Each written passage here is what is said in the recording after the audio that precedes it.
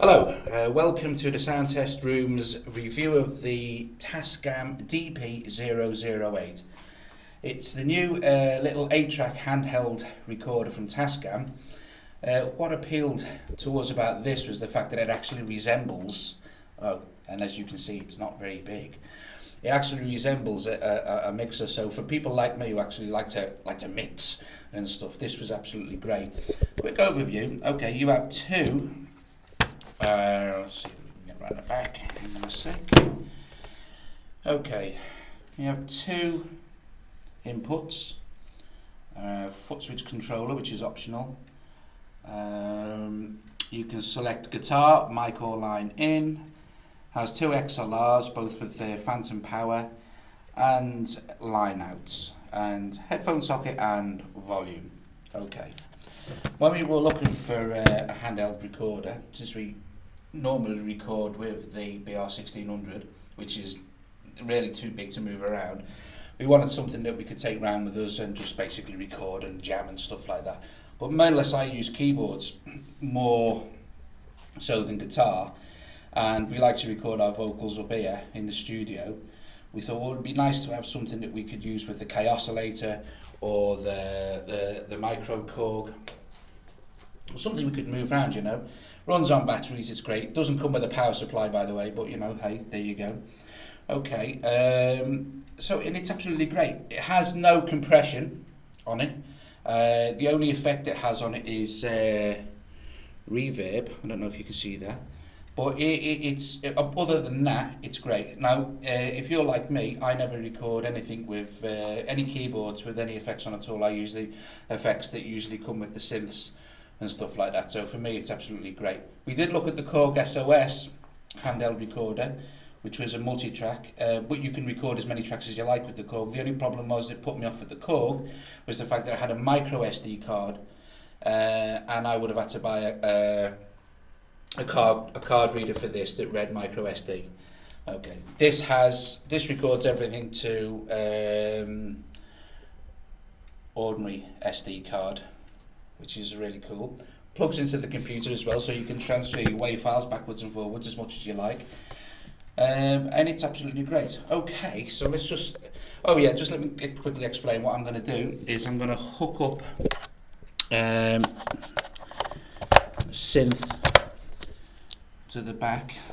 I'm going to hook up the monitors so you can actually hear it as well. Okay, and that's plugged in. I'll just turn the monitors on. Okay. Oh, we have power. Right, okay.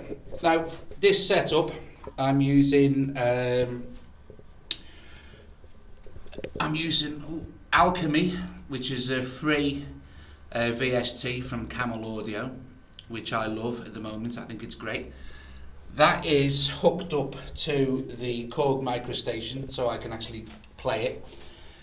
And I'm using the Zoom G2 guitar effects pedal, believe it or not, as the audio interface, which is absolutely great because it comes with all the ASIO drivers from Zoom and gives me zero latency, basically, well, milliseconds on the keyboard. So just let me hook the camera into its stand, get that in position, and zoom in a bit.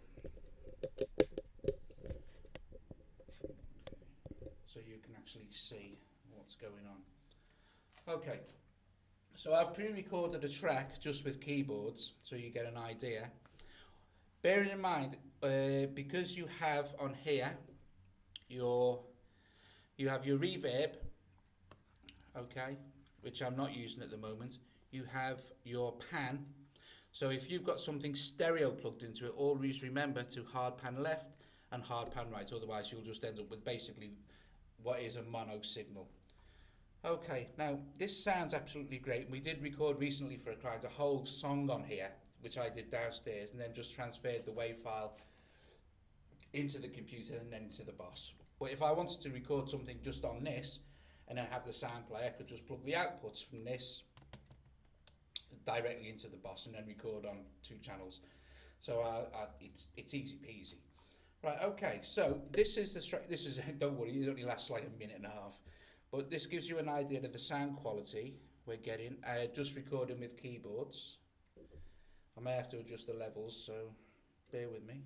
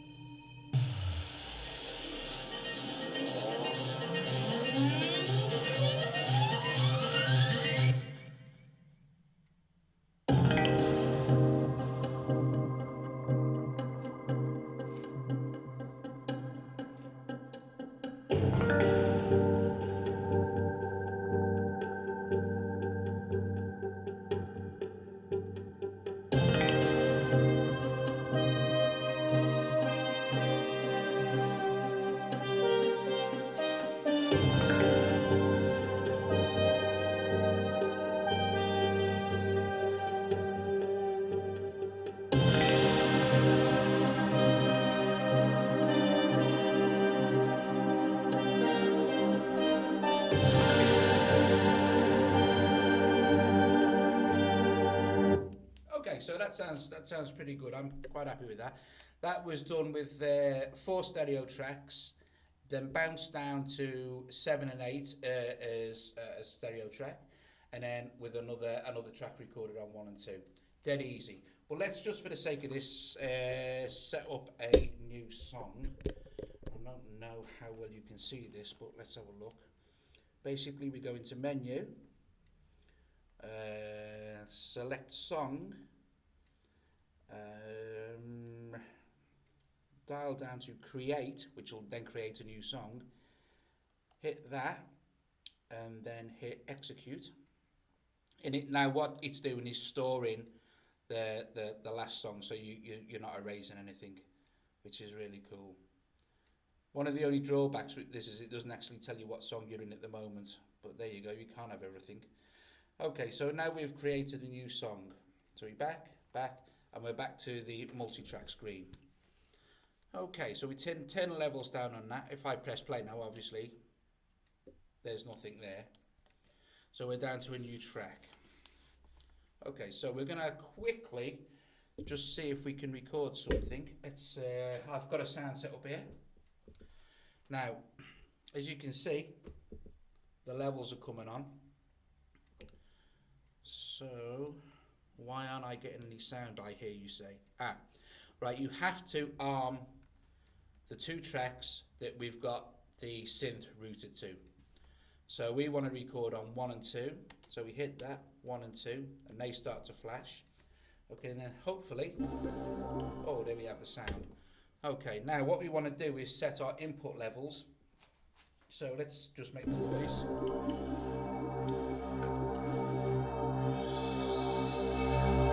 Okay.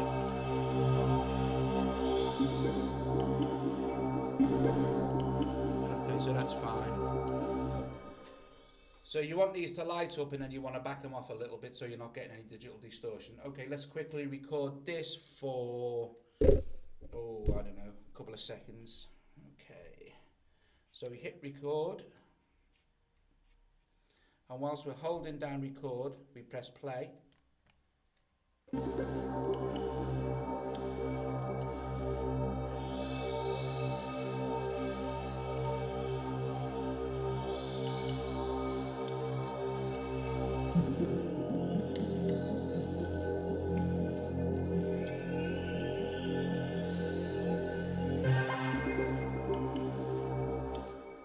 Okay, 23 seconds. Press stop, return to 0, and let's select the next 2 tracks, so 3 and 4, because we're recording in stereo. Turn the levels up so we can hear what we're playing. Let's select a different sound, and let's go for some sort of, I don't know, lead sound. Not that one. Not that one. Not that one. Okay. That one for now. Now we can see that we're peaking a little bit, so we'll back them off. Take that down, because this is your output level. Okay. So let's quickly just play what we've just done. Let's get up a bit.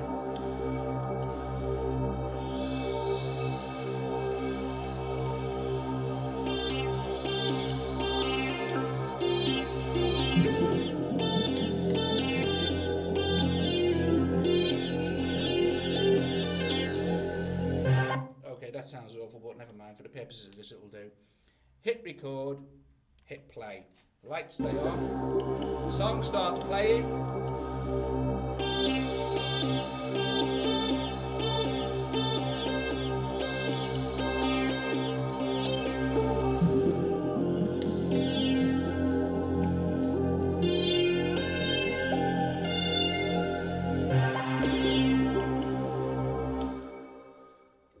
Okay, great. And so on and so forth. It's so easy to use that I didn't even read the manual, and I love reading manuals. And the manual's tiny anyway. It's titchy thing. Okay. So others, we have phantom power. So if you've got a condenser mic, you can plug that in and record phantom power. It has two really great sounding mics on the front. So if you want to record your vocals live, or you've got an acoustic guitar or whatever, it ain't a problem at all with this. You can select your input settings. So you can select whether you're going to use these, or you're going to use the line at the back, or the guitar line. It's really easy. The only drawback is it does only record 2 channels at once. Whereas if you wanted to record, say, keyboards, stereo keyboards and vocals, you're not going to be able to do that. You could record mono keyboards and vocals, that's fine. But other than that, if you have a mixer, then it's no problem. Plug everything to the mixer, plug the outputs from the mixer into the left and right ear, and away you go. Quickly, what else? Has, like I said, only has reverb, but it does have EQ for each channel, which you can access there. Has a nice mute feature, so you can switch on and off and hear anything. Has complete history undo, up to about like 500 events, so you're never going to mess your mix up. As a metronome, as a guitar tuner, as all the usual cut, copy, paste, move, cut, chop, do-da, dilly-day functions that your DAWs have. Also has, like I said, direct transfer. You can bounce down a stereo file, direct transfer, you don't even need to take the SD card out. Has support up to a 32 gig SD card as well. But it comes with a USB cable. You just hook it up to your computer, transfer the data from the... So you could, like, say, build up a nice keyboard track or something, transfer it into your DAW, Logic, Cubase, whatever, and then work on the track from there. But it's a really cool thing because you could take it round with you somewhere, use it outside, do whatever you want with it, take it round to a friend's house, record some back and stuff there, and then bring it back, stick it into your DAW, and away you go. All in all, a pretty good piece of kit. Anyway, this has been the Sound Test Channel's quick review of the Tascam TP008. See you soon.